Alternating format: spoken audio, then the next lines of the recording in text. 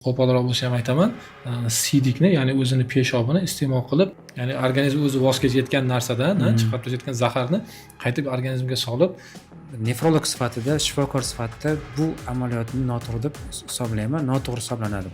Buyrakni vazifasi bitta faqat shu siydik chiqarishmi yoki boshqa? O'zi buyrak qanday tuzilgan va qanday vazifalarni bajaradi?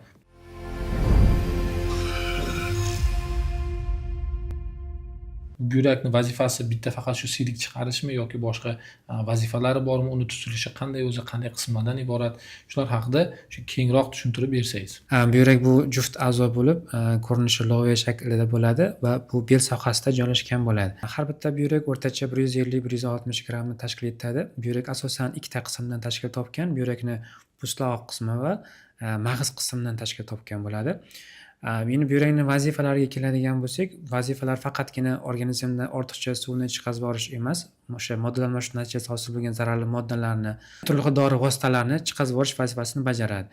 Bundan tashqari, buyrak qon bosimini nazorat qilishda ishtirok etadi. Buyrakdan maxsus renin degan gormon ishlab chiqariladi. Renin organizmda qon bosimini nazorat qilishda muhim rol o'ynaydi.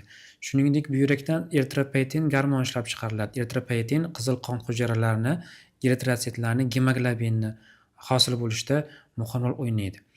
Buyuragimizda yana muhim bir ishlab chiqariladigan vitamin D ni faol shakli bor, kalsitriol deyiladi.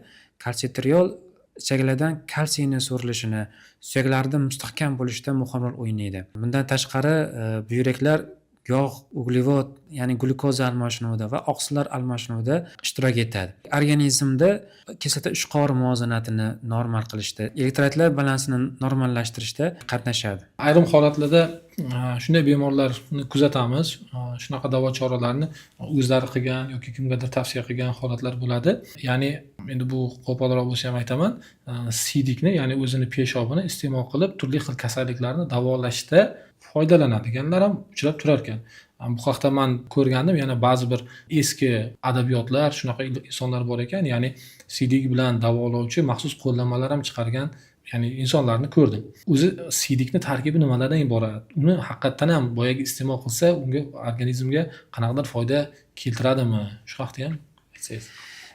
U organizmda oqsil, uglevod, yog' to'qimasi umuman foydalanilganidan so'ng, ishlatilgandan so'ng organizm uchun kerak bo'lmagan va chiqib ketishi zarur bo'lgan moddalar buyrakdan chiqazib yuboriladi. O'sha yuqorida aytib o'tganimdek kreatinin, mochvina, siydik kislota, azot qoldiqlari, qo'shimcha turli xil dori vositalar qabul qiladigan bo'lsa, bemorda dori vositalari, ularning aktiv shakllari, turli xil toksik moddalar hammasi siydik ko'pchiligi buyrak orqali chiqib ketadi.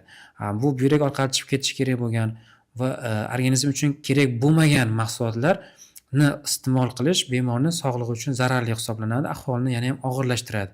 Nefrolog sifatida, shifokor sifatida bu amaliyotni noto'g'ri deb hisoblayman, noto'g'ri hisoblanadi. Ya'ni organizm o'zi voz kechayotgan narsadan, chiqarib tashlayotgan zaharni qaytib organizmga solib, yana organizm og'irlashishiga sabab bo'ladi.